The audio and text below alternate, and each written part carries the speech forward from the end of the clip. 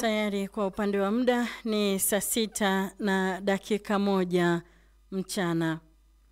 Ifuatayo ni taarifa ya habari kutoka Radio Kwizera FM. Msomaji ni Zawadi Bashemela na kwanza ni muhtasari wake. Migogoro 60 ya ardhi imepokelewa na timu ya msaada wa kisheria ya Mama Samia iliyopo manispaa ya Bukoba mkoani Kagera na 24 kati ya migogoro hiyo imetatuliwa.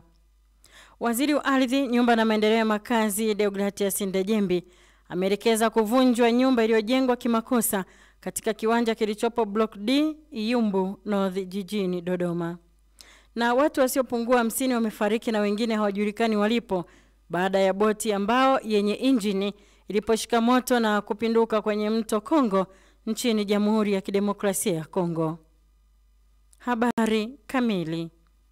Ngara. Waumini wa kanisa Katoliki Jimbo Katoliki la Rurenge Ngara hii leo wanaungana na Wakristo wengine duniani kote kuadhimisha Alhamisi Kuu. Akizungumza katika kipindi cha asubuhi njema, askofu wa Jimbo Katoliki la Rurenge Ngara, Askofu Severini Nwemgizi, amesema kuwa Alhamisi Kuu ndio siku iliyowekwa sakramenti ya Ekaristi Takatifu na sakramenti ya daraja takatifu la upadri. Amesema kuwa sakramenti kuu ya Ekaristi ndio msingi mkuu wa kanisa Katoliki na ndio kiini cha maadhimisho ya fumbo kuu la Pasaka linaloanza kwa adhimisho la karamu ya mwisho. Hata hivyo, Askofu Nwemgizi amesema ibada ya Alhamisi Kuu inaenda sambamba na kubariki mafuta ya Krisma. Bukoba.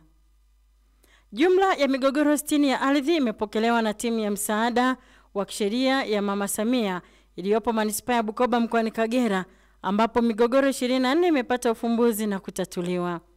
Mratibu wa kampeni hiyo katika manispaa ya Bukoba kutoka Wizara ya Katiba na Sheria Bwana Anthony Elias ameeleza hayo wakati akiongea na Radio Kwizera na kueleza kwamba jumla ya wananchi 825 wamehudumiwa na timu hiyo. Aidha, Bwana Elias amesema kuna migogoro ambayo inahitaji ufuatiliaji wa kisheria wa kina, hivyo imeelekezwa kwa wanasheria. Imeshapata suluhisho, imekusha papo kwa papo, na mingine imeelekezwa kwa mawakili kwa ajili ya kuandaa nyaraka za kisheria kwa ajili ya kwenda kufanya uwakilishi mahakamani, na mingine bado inaendelea kutatuliwa kwa maana kuna baadhi ya wananchi bado tunaendelea kuwaita na kufanya suluhu mbalimbali na kuwashauri ili waweze kufanya makubaliano na waweze sasa kukubaliana kuweza kugawanya mali pamoja na ardhi ambayo wana mgogoro nayo.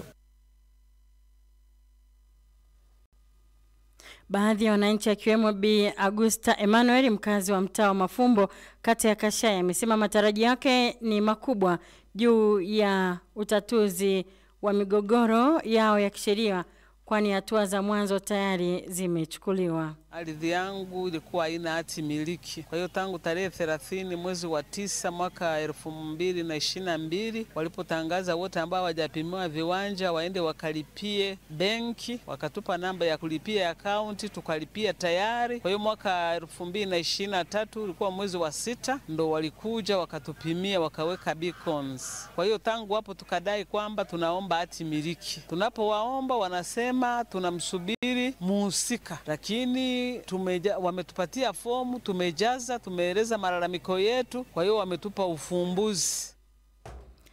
Dodoma. Waziri wa ardhi, nyumba na maendeleo ya makazi Deogratias Ndejembi amemwelekeza mkurugenzi wa halmashauri ya jiji la Dodoma kuchukua hatua za haraka za kuvunja nyumba iliyojengwa kimakosa katika kiwanja namba 1/31 kilichopo Block D Iyumbu North jijini humo. Waziri Ndejembi ametoa agizo hilo alipotembelea eneo hilo baada ya kupata malalamiko kutoka kwa msimamizi wa mirathi wa familia ya marehemu Tobias Msigwa, ambaye ni mmiliki halali wa viwanja 4 Kitarudi Iyumbu North.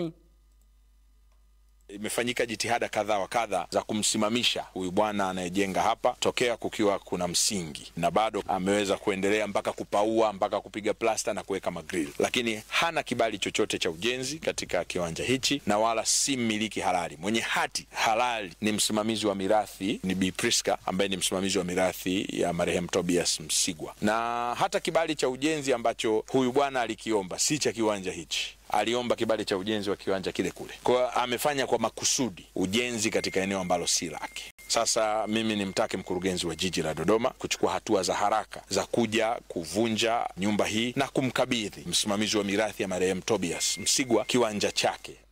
Aidha, Waziri Ndejembi ametoa rai kwa watu kuacha kuvamia maeneo ya watu wengine ambayo yana umiliki halali na nyaraka halali katika jiji la Dodoma na maeneo mengine nchini. Chato. Zaidi ya shilingi milioni 500 zimetumika kuimarisha miundombinu ya elimu katika kata ya Buseresere wilayani Chato mkoani Geita kwa kipindi cha mwaka 2021-2025 na kusaidia kutatua changamoto ya uhaba wa vyumba vya madarasa. Diwani wa kata ya Buseresere Godfrey Miti amesema hayo wakati akiongea na Radio Kwizera katani humo juu ya namna ambavyo serikali imewasaidia wananchi kuboresha miundombinu ya elimu. Amesema fedha hizo zimesaidia kuongeza shule mpya na shule shikizi na kuhakikisha hakuna mwanafunzi ndani ya kata hiyo anatembea zaidi ya umbali wa kilomita 5 kufuata masomo. Baadhi ya wakazi wa kata ya Buseresere, Franki Manawa, Kadoshi Sakumi pamoja na Pili Sebastian wameipongeza serikali kwa jitihada za kuboresha sekta ya elimu kwa manufaa ya umma, huku wakiahidi kuendelea kuitunza miundombinu hiyo. Unaendelea kusikiliza taarifa ya habari kutoka Radio Kwizera FM. Kinshasa. Watu wasiopungua 50 wamefariki na mamia ya wengine hawajulikani walipo baada ya boti ambao yenye injini iliyokuwa na abiria wapatao 400 iliposhika moto na kupinduka kwenye mto Kongo karibu na mji wa Mbandaka nchini Jamhuri ya Kidemokrasia ya Kongo. Kamishna wa mto Kongo Bwana Loyoko ameliambia shirika la habari la Associated Press kwamba ajali hiyo imetokea siku ya Jumanne jioni baada ya mtu mmoja alipokuwa akipika ndani ya boti. Bwana Loyoko amesema abiria kadhaa pamoja na wanawake na watoto walikufa baada ya kuruka ndani ya maji bila kuwa na uwezo wa kuogelea. Takribani waathirika 100 wamepelekwa kwenye makazi ya muda katika ukumbi wa mji wa Mbandaka, wengi wao wakiwa na majeraha mabaya ya moto. Mnamo mwezi Desemba, watu wasiopungua 38 walifariki baada ya kivuko kilichobeba zaidi ya watu 400 wanaosafiri kwa ajili ya Christmas kupinduka kwenye mto kaskazini mashariki mwa DRC. Maputo. Shirika la kimataifa la kutetea haki za binadamu la Amnesty International limesema vikosi vya usalama vya Msumbiji viliendesha operation ya ukandamizaji kwa karibu miezi 3 baada ya uchaguzi mkuu wa Oktoba mwaka jana. Katika taarifa yake iliyotolewa jana jioni, Amnesty International imewanukuu watetezi wa haki za binadamu nchini Msumbiji wanaodai kuwa wimbi hilo la maandamano na ukandamizaji wa polisi lilisababisha vifo vya zaidi ya watu 300. Shirika hilo limezitaka mamlaka za Msumbiji kuchunguza mauaji hayo na ukiukwaji mkubwa wa haki za binadamu ulioshuhudiwa baada ya uchaguzi, na limetoa mwito kwa wote waliohusika kufikishwa mbele ya vyombo vya sheria. Kabla ya kumaliza taarifa ya habari, huu tena ni muhtasari wake. Migogoro 60 ya ardhi imepokelewa na timu ya msaada wa kisheria ya Mama Samia iliyopo manispaa ya Bukoba mkoani Kagera, na 24 kati ya hiyo imetatuliwa.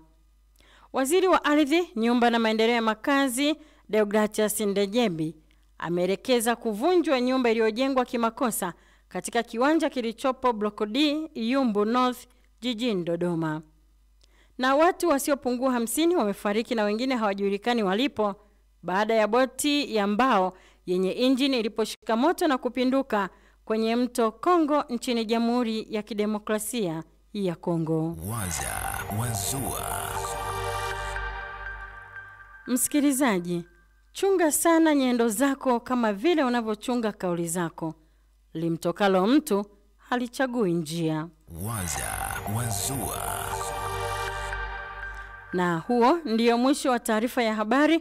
Endelea kutufuatilia katika mitandao yetu ya kijamii, Instagram, TikTok na X @Radio Kwizera FM, YouTube Kwizera TV na website yetu radiokwizera.co.tz. Saa 10 alasiri utaletewa duru habari.